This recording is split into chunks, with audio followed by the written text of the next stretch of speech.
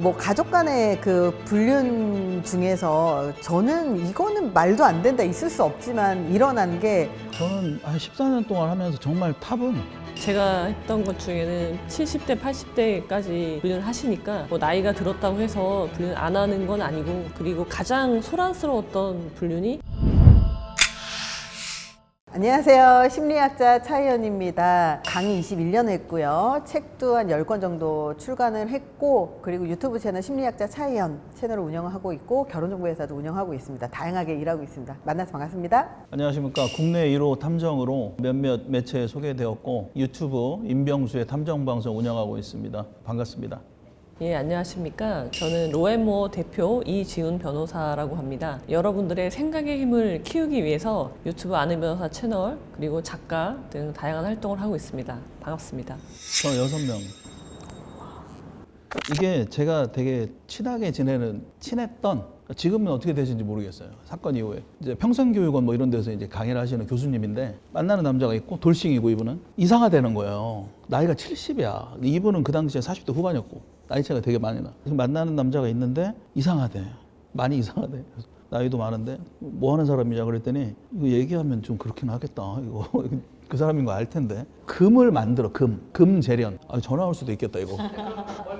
자기는 근데 사기예요. 사기인데 금 재련 공장을 운영하는데, 자기가 그따위로 거짓말을 치고 다니는데, 여자가 6명이에요. 구로에 이분이 의뢰인이 살았고, 그 여자 총 6명 중에는 가장 어린 여성이었고, 아름다운 여성이었고, 전화하거나 톡하거나 이런 걸 이제 하는데 계속 걸리잖아요. 나이가 좀 있으니까. 근데 다 마누라야. 마누라로 돼 있는데, 마누라 1, 2, 3가 아니고 마누라의 점, 마누라의 무슨 느낌표 이런 식으로 다 마누라예요. 근데 얘네들이 수원, 화성, 영등포 뭐 이런 식으로 동네가 다 틀린데, 이 사람은 주거가 불분명해요. 주거가 불분명하면 긴급 체포 요건이 되는 것처럼 긴급 체포를 당해야 되는 놈인 거예요. 완전 사기꾼인데, 자는 집이 다 달라요. 그러니까 얘랑 놀고 술 먹고 모텔에 자도 새벽에 일어나서 마누라 원한테 전화를 해서, 저쪽 지방 사람인데 그냥 누가 들어도 마누라랑 통화하는 거예요. 식사는 했는가?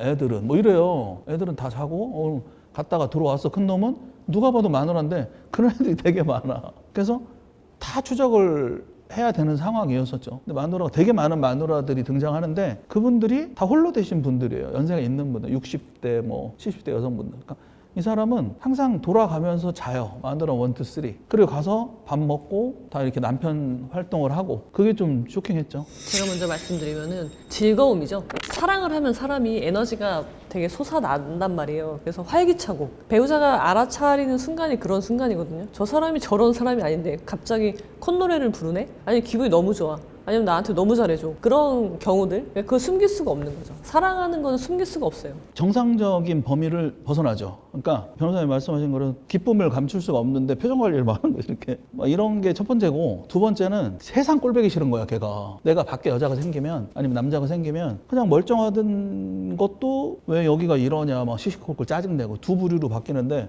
어쨌든 둘 다 일반적이진 않은 거죠. 그리고 가장 많이 걸리는 게 뭐를 해서 걸리는 게 아니고, 원래 있던 거에 대한 어떤 액션을 해서 걸리거든요. 대표적인 게 블랙박스를 지워요. 지우지 말라고요. 좀 지우면은 그게 패턴의 변화가 생긴 거잖아요. 블랙박스 왜 지웠지? 그리고 차를 원래 항상 A3에 대던 인간이 다른 동에다 차를 대는 거야. 얘는 이제 한번 생각한 거거든. 그게 뭘 생각했냐면, 내 블랙박스를 볼까봐. 지웠는데도 불안하니까 차를 멀리다. 그러니까 지웠는데 차를 멀리다 댔으면 완전 100%죠. 차에다 녹음기 넣을까봐. 그러니까 대든 데도 안 되고 멀리다 대고 블랙박스 지우고 키 숨기고 키 따고 하니까, 보통 이제 그렇게 잡으니까. 그러니까 그런 하나의 이 일련의 과정들이 변화가 생긴 거거든요. 이거는 귀신같이 알아내죠. 이러한 변화들이 생기면은 무조건 바람이 난 거다. 저는 이제 이런 컨텐츠를 올리고 나서 제일 많이 받은 피드백이 그 속옷하고 향수. 그러니까 속옷을, 여자 같은 경우는 사실 별일 없으면 위아래를 세트로 입지도 않고 새 속옷을 잘 안 사잖아요. 근데 여자가 속옷을 새 거로 산다던가 위아래로 맞추고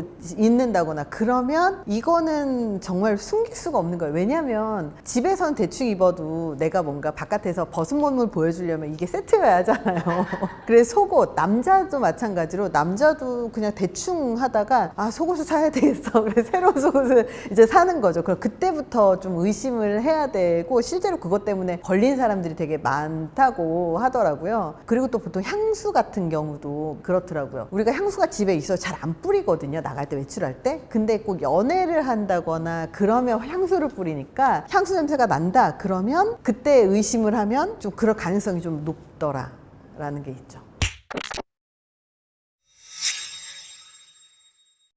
일단 3위는 사촌 여동생하고 불륜. 그냥 친한 여동생이라고 이야기를 해서 와이프하고 이렇게 친하게 지내고 이렇게 그 가족끼리 만났었는데 그 여동생하고 좀 너무 친하고 여동생이 자기를 너무 질투하는 것 같더래요. 시기 질투하는 것 같더래요. 그래서 그게 좀 이상해서 계속 관찰을 좀 했었대요. 근데 실제로 그 이 사촌 여동생이 계속 시비를 건다거나 시기 질투를 한다거나 막 이상한 말을 한다거나 이런 것이 좀 이상해서 이렇게 단둘이 만났었대요. 그랬더니 오빠랑 나랑은 원래 결혼하려고 했는데 네가 망친 거야 막 이래서 그래서 이제 난리가 났었던 사건이 있었는데 결과적으로 남편은 불륜 아니다. 그냥 일방적으로 좋아하는 거다라고 했지만 사촌 동생은 해외 유학으로 끝맺음이 됐다는 일이 있었습니다.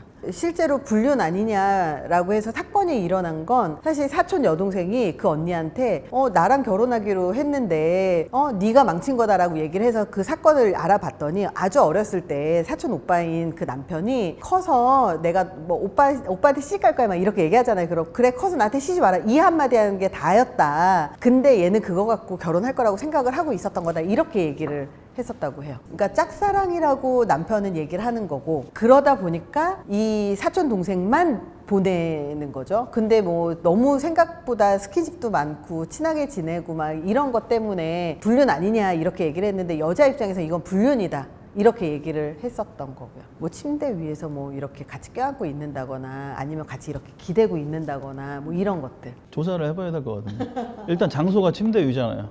의미가 있는 거죠. 우리가 이제 불륜이라는 게 성관계를 염두에 둔 개념이라고 생각을 하는데 법률상 이제 부정행위는 훨씬 더 큰 거거든요. 그래서 이런 경우에 침대에서 사촌끼리 껴안고 있었다. 이거는 뭐 부정행위는 들어갈 걸로 보여져서 충분히 이혼 사유가 될 것 같고. 근데 이제 그걸 잘못 이야기하면은 오히려 의심받을 수 있는 의처증으로 그렇게 공격받기가 쉬워서 일단은 증거를 좀 확실히 잡은 다음에 좀 추궁을 하더라도 해야 되지 않을까 그런 생각이 드네요. 이유는 안 했어요. 그냥 그렇게 믿어주기로 하고 동생만 보낸 걸로. 외국으로 나간 상태예요. 네. 다시 들어올 수도 있겠네요. 그럴 수도 있겠죠. 그때 텀을 잡아가지고 조사를. 저는 이제 초등학교 선생님인데 방과후 활동이나 이런 뭐 학교 안에 뭐 활동이 있는 거예요. 초등학생들 어떤 모 선생님이 주도해서 하는데 이제 아이들을 맡긴 입장에서는 학부형들이 있잖아요. 그 학부형 중에 꼭 총무를 뽑아. 어떤 조직이든 그 총무랑 선생님하고 눈이 맞은 거죠. 그래서 학교로 계속 자주 오니까 총무가 이제 총무 역할만 하고 아이들의 어떤 케어 수준을 안 넘는 선에서 하면 참 좋은데 자꾸 만나다 보니까 뭐 옷도 새로 이렇게 사주고 가까워지다가 학교에서 부정행위를 했던. 그리고 그 총무가 이제 학교를 자주 갈 거 아니에요. 아이들이 이제 학교 끝나고 오후에 학교 주차장에서 주로 쳤던 그런 그게 좀 쇼킹했죠. 초등학교 엄마도 이해가 안 되고 선생님도 이해가 안 되고 중고등학교도 아니고 초등학생인데 선생님이 남자였고 대놓고 꼬셨다고 해요. 그 학부형이. 근데 그 나중에 다 알려졌죠. 알려지고 그 학부형 남편한테 다 알리고 의뢰인이 와서 이제 미안하다고 했는데 그 남편은 나는 모든 걸 용서할 수 있다. 그래가지고 지금 살고 있는 걸로 알고 있어요. 그래서 지금 그 의뢰인 빼고 세 명이 다 이해가 안 되는 캐릭터들인데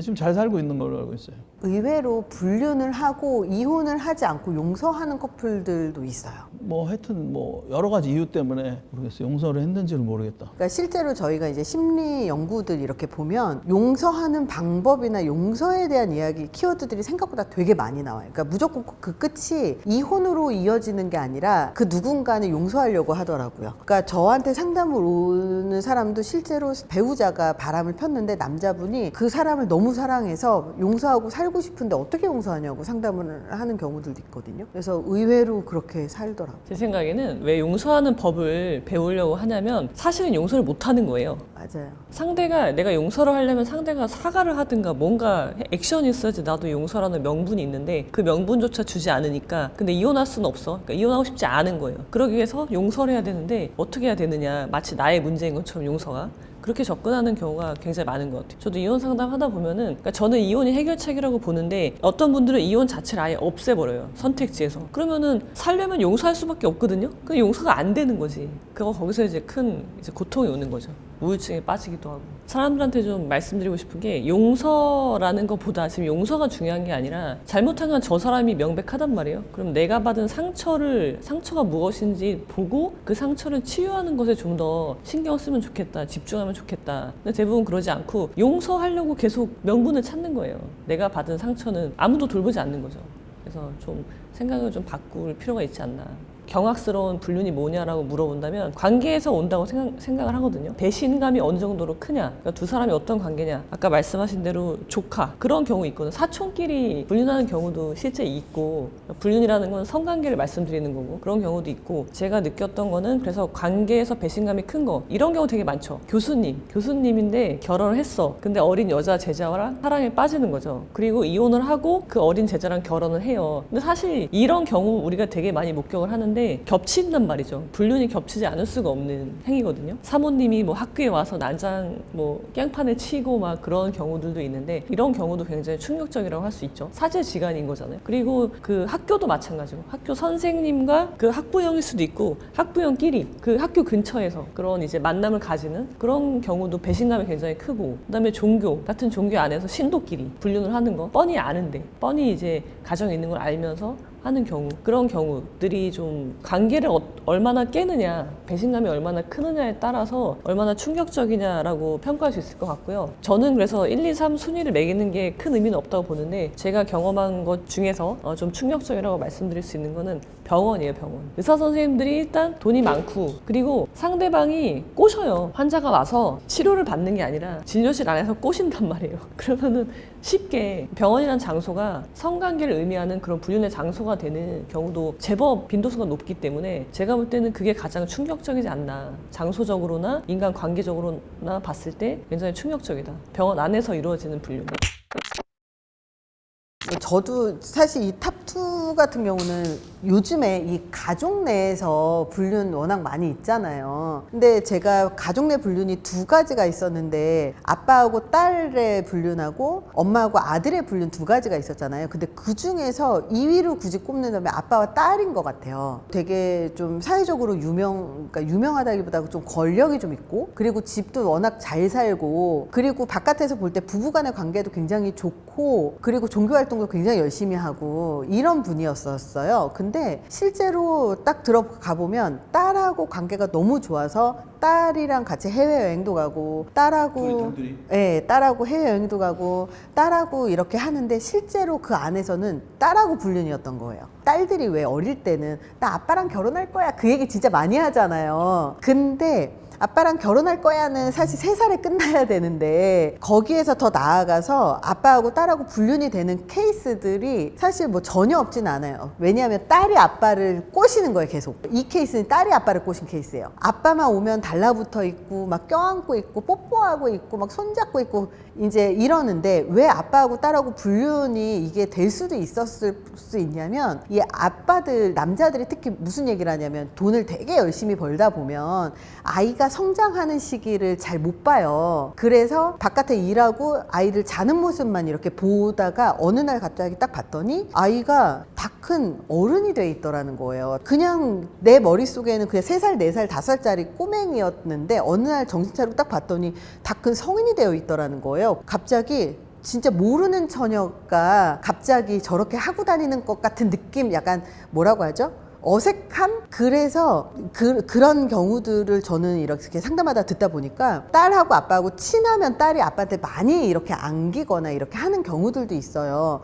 근데 이거하고 합쳐지면 그냥 그 충동에 못 이겨서 넘어갈 수도 있겠다. 근데 그거 자체가 말이 안 되는 거긴 하지만 모성애하고 부성애가 좀 달라요. 그러니까 모성애는 내 배에서 키워서 나왔기 때문에 얘는 나하고 거의 일심동체라고 생각을 해요. 근데 부성애는 그냥 낳았다고 무조건 부성애가 생기는 게 게 아니래요. 근데 그렇게 생각을 했을 때 부성애가 모성애보다는 조금 약하다 보니까 이렇게 딸이 여자처럼 와가지고 앵기고 막 안기고 막 꼬시고 막 이러면 정말 정신이 혹시 놓아지면 그렇게 될 수 있지 않을까 이해를 하려고 노력은 한번 해봤어요. 근데 어쨌든 부모하고 자녀 실제 케이스가 있어요. 그건 정신병 치료받으셔야 될 것 같아요. 그 남자들의 일반적인 속성이라고 얘기하면 안 될 것 같고 그 아버지도 그렇고 딸도 그렇고 둘 다 병원을 가봐야 될 것 같다. 딸을 보고 그런 생각이 들 수가 있을까요? 그러니까요. 이거는 이해할 필요가 없어요. 정신병이기 때문에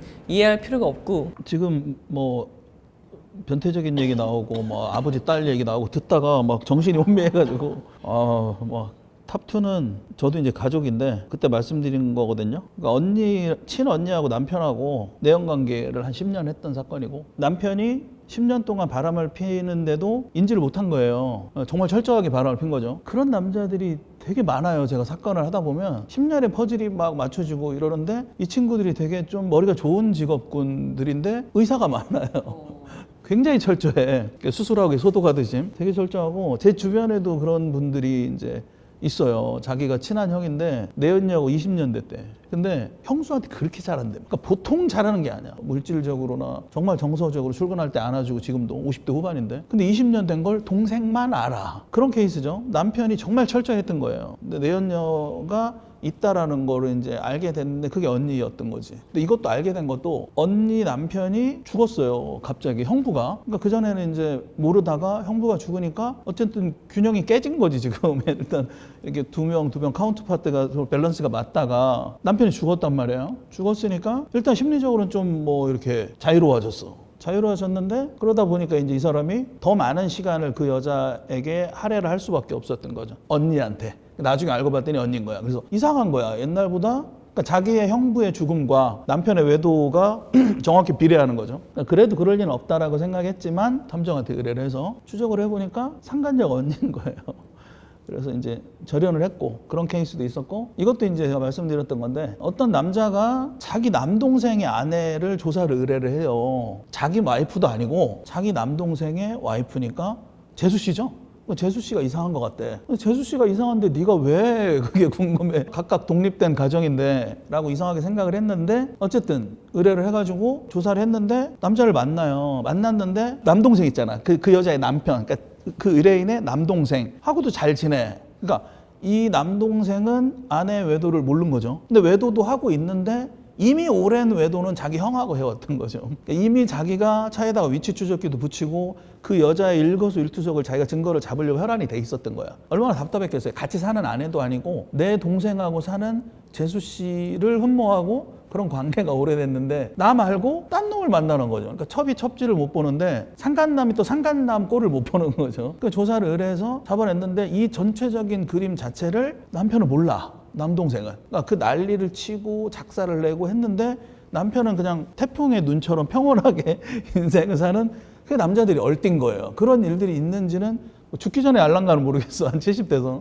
그걸 참 보면서 참 답답하다. 그렇지만 저는 또 얘기할 수 없으니까. 어쨌든 의뢰인이었으니까 보안 유지를 해야 되고. 어쨌든 친족 간에 뭐 이런 게 좀 쇼킹했죠. 그럼 그 여자는 형제들하고 다 만난 거예요? 형제 건드리고 딴 놈 또 건드리고 그 딴 놈 건드린 거를 형이 의뢰를 한 거지. 제가 얘기를 해보자면 이순이라고 할 수는 없지만 제가 기억나는 불륜 사례를 말씀드리면은 부부인데 굉장히 화목해요. 결혼 7년 차고 굉장히 뭐 서로 성관계도 활발하고 뭐 하루에 같이 하지 않는 시간이 없을 정도로 출퇴근도 같이 하고 비는 시간이 없는 거예요. 이 남편에 대해서. 그랬는데 이 남편이 어느 날부터 달라지기 시작한 거예요. 그리고 알고 봤더니 이제 불륜을 한 거죠. 남자가. 알게 됐어. 그러니까 이분이 받는 충격이 매우 큰 거예요. 얼핏 보면은 불륜 자체가 충격적이진 않을 수 있는데 이분한테는 내가 7년 동안 알아왔던 그 사람이 아닌 것 같다는 거예요. 내가 알고 있는 사람이 아니야. 그것에 대해서 엄청난 충격이 오는 거예요. 내가 지금까지 누구랑 살았지? 그 생각을 하면서 이제 상담을 온 거예요. 제가 왜 이 사람이랑 이미 불륜을 안 지 한 1년 정도 지났어요.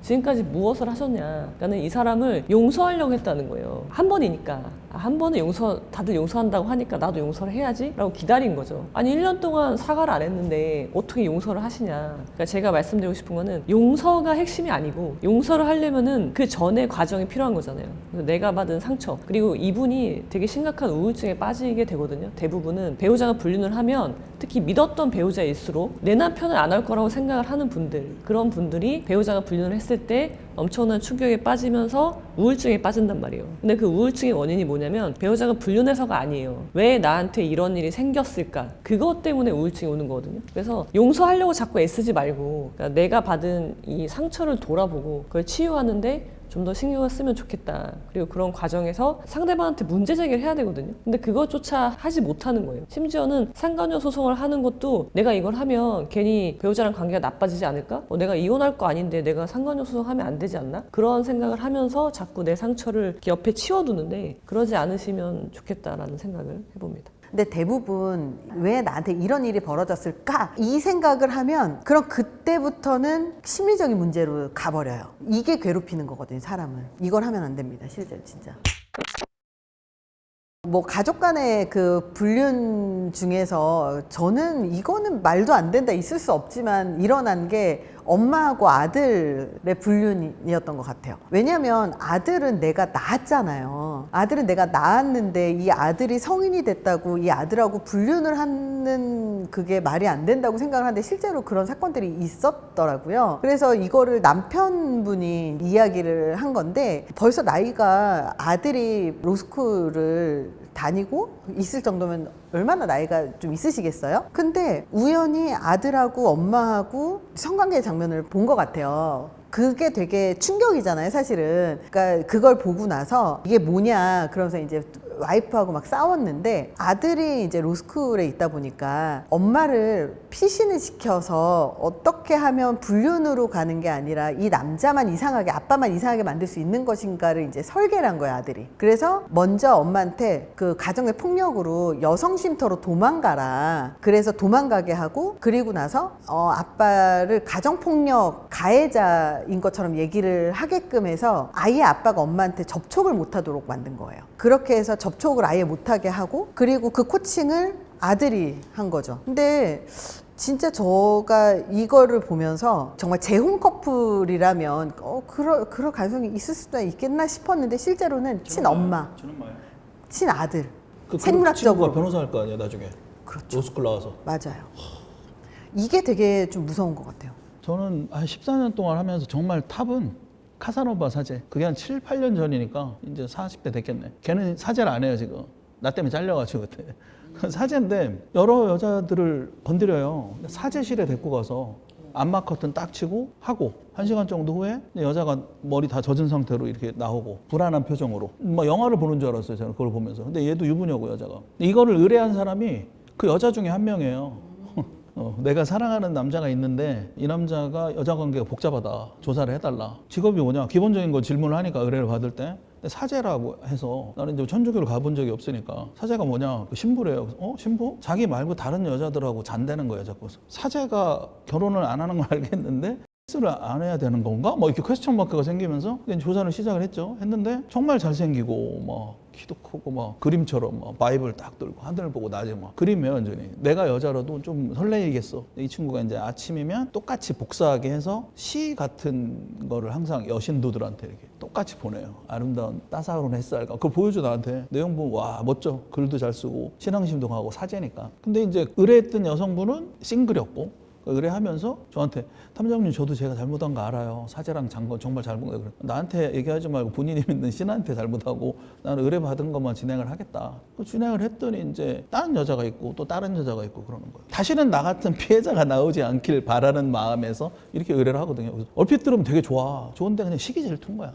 얘하고만 했어야 되는데 결국은 그거에 또 첩지를 못 보는 거야. 얘하고만 해야 되는데 하고 하니까 여기서 이제 완전히 부셔버릴 거거든요. 사랑이 헷가닥 뒤집어지면 이제 그를 죽이려는 게 되니까. 그래서 어쨌든 다 잡아내서 그 대주교의 증거 다 보내고 파면시켰어요. 지금 아마 다른 일을 하지 않을까? 그게 아직까지는 넘버원이에요. 그 이후에 이제 또 충격적이 나올 수도 있긴 한데 의뢰는 계속 진행하고 있으니까 기대하고 있습니다. 또 그 랭킹을 바꿀 수 있는 뭔가 나오지 않을까. 사실 이런 관계가 되게 취약한 관계인 게 그 예를 들어서 심리 상담을 하는 사람과 내담자 혹은 학교 선생과 뭐 제자 이런 관계들 차재와 신도 이런 관계들이 좀 되게 취약하게 그리고 쉽게 가스라이팅을 하고 쉽게 유혹할 수 있는 대상이기도 하죠. 그래서 딱 그 포인트를 걔가 잘 잡아요. 이렇게 고민 상담 많이 해주잖아요. 무슨 고해성사 이런 것까지는 아니고 뭐 이렇게 상담을 많이 해준대요. 그러면 여성분들이 자기 속 얘기하고 나면 울기도 하고 그러잖아요. 그 포인트에 꼭 백허그를 해주는 거예요. 그래서 근데 그 백허그를 하는데 이제 활용을 하는 거지. 하느님의 사랑으로 자매님을 안아드릴게요. 한데 항상 수법이 똑같은 거야 항상. 나중에 이제 다 이렇게 공론화가 됐잖아요. 성당 안에서 너도 그랬어? 너도 그랬어? 다 피해자가 되는 거예요. 그래서 그런 거 한 가지가 똑같은 수법이다라는 거. 그다음 두 번째는 얘가 되게 나쁜 놈인 게 나는 이러려고 이 직업을 선택했어. 결혼도 안 하고 자기가 어떤 신성한 그런 위치에서 위계에 의한 간음을 저지를 수 있고 위력에 의한 간음을 저지를 수 있는 인간이고 그가 그냥 나쁜 사이코패스인 거야 내가 볼 때. 그러니까 자기는 목적이 이거고 난 이런 생각이 너무 즐거워라고 했죠. 그러다 이제 탐정을 잘못 만나서 파면이 된 거예요. 그래서 근데 걔는 이제 나 때문에 파면된 걸 모르겠죠. 진짜 알 것 같은데. 이젠 좀 연락 주시면 제가 뭐 사과하겠습니다 정식으로. 그건 잘못됐지 않습니까? 그건. 저는 불륜 기억에 남는 불륜 사건으로 보면은 그러니까 환경적인 요소를 보면은 일단 불륜이라는 거는 나이대와 상관이 없다. 제가 했던 것 중에는 70대, 80대까지 불륜을 하시니까 뭐 나이가 들었다고 해서 불륜 안 하는 건 아니고 그리고 가장 소란스러웠던 불륜이 이웃 사촌끼리, 이웃집끼리 하는 불륜이 있었는데 이제 서로 친하잖아요. 이웃집끼리 뭐 부부가 있고 아이들도 연령대가 비슷하면 서로 막내도 있고 정말 그런 사이였는데 이제 교차 불륜을 한 거죠. 교차 불륜이 이루어졌고 근데 그 문제가 너무 이제 동네가 시끄러워지는 거예요. 불륜이나 뭐 가정 불화나 그런 걸 보면은 이혼까지 염두에 두고 만약에 어떤 일이 진행이 되면요 단일하게 그러니까 불륜으로 끝나지 않고요 다른 형사 사건이 개입이 되거든요. 뭐 폭행이 있을 수도 있고 아니면 증거를 수집하는 과정에서 무슨 비밀 침해죄라든지 여러 가지 형사 고소 고발이 막 난무한 거예요. 거기다가 친척까지 개입이 되면은 친척까지 고소하고 제가 기억하는 불륜 중에서는 가장 요란했던 불륜 이웃끼리의 불륜이었던 것 같아요. 양쪽에 이제 부부가 있으니까 이쪽 집에 뭐 아내, 이쪽 집에 남편 이렇게 이제 한다는 거죠. 이렇게까지는 아니었고 이렇게 하는데 이제 아이들까지 엮이게 되니까 다 이제 아이들이 있고 어떤 이제 다른 케이스긴 한데 상간녀가 내 아이가 다니는 학원을 자기 아이를 같이 다니게 하는 거예요. 그러면서 특별히 얘 좀 잘 봐줘 내 딸한테. 굉장히 기분이 나쁜 거죠. 내 딸한테까지 접근했다는 거니까 그런 경우도 이제 기억에 남는 불륜 중에 하나인 것 같아요. 가족은 건드리면 안 돼. 자식은 건드리면 안 되는데 자식까지 이제 이렇게 오염시키는 거죠. 세상엔 별의별 정말 기상천외한 불륜들이 너무 많은 것 같습니다. 정신 차리시다. 세상 만사 일장일단이 있는데 항상 스릴과 즐거움만 있는 게 아니다. 일장일단. 내가 즐거우면 그만큼의 대가를 치르게 돼 있다. 이 마약처럼 중독성이 있는 게 있으니까. 그리고 이 중에서도 금지된 가 훨씬 더 강력한 중독성이 있는데 이거는 언젠간 대가를 치른다. 좀 무섭긴 한데 이렇게 중독성을 항상 조심해야 되겠다. 그런 생각이 드네요. 저는 논어의 한 구절을 말씀드리면요. 무적야 무막야라고 해서요. 반드시 그래야 되는 일도 없고 그러지 말아야 되는 일도 없다 하거든요. 그러니까 내 인생에 어떤 일이든지 발생할 수 있다라고 생각을 하시고요. 중요한 거는 배우자의 불륜이나 혹은 내가 불륜할 수도 있거든요. 그런 일이 발생했을 때 어떻게 대처할 것이냐 그것에 초점을 맞추시면 좋겠고요. 그런 이제 사람은 등급이 있는 거예요. 그러니까 종류가 있다는 거죠. 다 똑같지 않거든요. 다 나같지 않고 여러 종류의 사람들이 있으니까 그런 사람들을 이해하려고 하지 마라. 그런 말씀을 드리고 싶습니다.